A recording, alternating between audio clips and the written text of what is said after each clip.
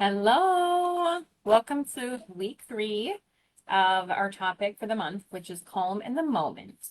Last week we talked about why your body needs calm before your mind does. This week we're going to talk about letting go of what you can't control. Who needs this topic? Have you ever caught yourself mentally replaying conversations, worrying about what hasn't happened, trying to figure out the impossible to make the outcome go in the direction that you want? Well, you're not alone. We all do this. It's super common that we do it. And I want to talk to you today about how much energy we put into doing that when we can't control those situations anyways. And I want you to let go of those. I want you to take the pressure off yourself, and I want to create more calm for you and confidence, and the freedom that you have in not trying to control everything. So our brains are designed to naturally seek certainty. I think it's just the way that we're designed. We want to know what's going to happen. We want to know that we have a plan. We want to be prepared. And when things feel uncertain, our minds often respond with trying to predict, react, analyze, and control. So you're not alone if this is something that you do. This isn't because you're doing something wrong. It's because your brain is trained to keep you safe. It's your nervous system, your brain is that certainty. And we find challenge in uncertainty. It's a part of life, but we want to minimize that uncertainty. We put so much energy into trying to eliminate that uncertainty that it usually increases our stress. I know that it does for me. So one of the biggest hidden sources of overwhelm is carrying responsibility for things that are not ours. And not ours to manage, not ours to worry about. We worry about it. We're going to think about how one else is going to respond. We're going to make everyone else happy. We've talked about this in other months for our themes. Whether we make the perfect decision, whether things go exactly as planned, really the future is unknown to us because we can't predict what's going to happen. We can't predict how other people are going to feel. But we make those feelings and those concerns so important. And we try to control everything in them, and we put more energy into it to try to manage the uncontrollable and we have less energy to really help manage our own reactions and how we feel. And this creates exhaustion when we do this. Not because life is too hard, but because we've trained our body and our minds to carry on so much. So this often looks and feels like things when we often sounds like, what if I made the wrong decision? What if they don't understand? What if something goes wrong? What if I'm not prepared?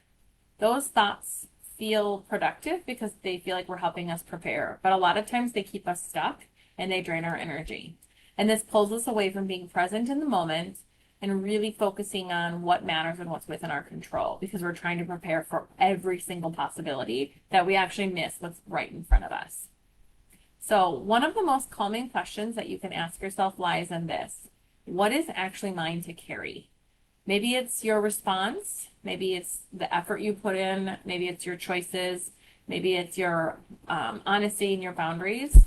Everything else deserves your attention, but not your control. Everything else deserves your attention, but not your control. Learning that distinction can feel really freeing in the moment, but we have to remind ourselves to do it. We have to slow down to get there. Calm grows when you stop trying to control everything, okay? Calm grows, that sense of calm, when we stop trying to control everything and start trusting yourself to handle what comes. And that's the emotional resilience, and that's where we start to build that. So instead of asking, how do I make sure everything goes perfect? I want you to try asking yourself, how can I show up well regardless of the situation, regardless of what's going to happen in the moment, regardless of the outcome?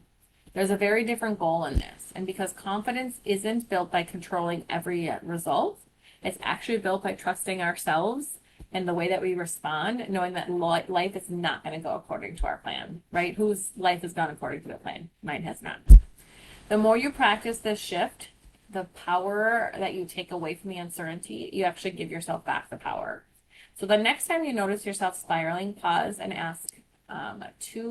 make two questions. What can I control? So maybe it's the conversation, the effort, the way I speak, the decision I make. Then I also want you to ask yourself, what can I control? I can't control someone else's reaction, the past, the future, other people's choices. And when you separate things into those two lists, you discover that your energy belongs in such a much smaller place than you realize by trying to control it. And that's calming in that. And it's free as well. Calm doesn't come from having all the answers. It comes from knowing you can handle uncertainty without giving up on yourself, without abandoning yourself. You become less reactive. You become more thoughtful, be more present, and you become more emotionally steady in that. And what I also think you have is when things are come unexpected, you're more prepared because you're present. You haven't thought of the 50 different things that are going to come because really that's not going to help you prepare anyways. It's helping you be present in the moment, and that in itself helps you when the unprepared happens. So this week I want to start you to start asking yourself, is this something I can control? And if the answer is yes, decide on the next step. And if the answer is no, I want you to practice letting go. And I want you to reflect on some questions here. So where am I spending energy trying to control someone else's response? What uncertainty feels hardest for me right now? What is the one thing that is completely within my control today? Notice your answers and notice them with curiosity, with a sense of like, what am I feeling? What am I seeing? And no judgment. Because the goal isn't to stop caring about things. The goal is to stop caring about what's not yours so that you can release the unnecessary control and create some space and freedom for yourself. So if you remember one thing from today's conversation, let it be this. You don't need certainty to experience calm. You need self-trust.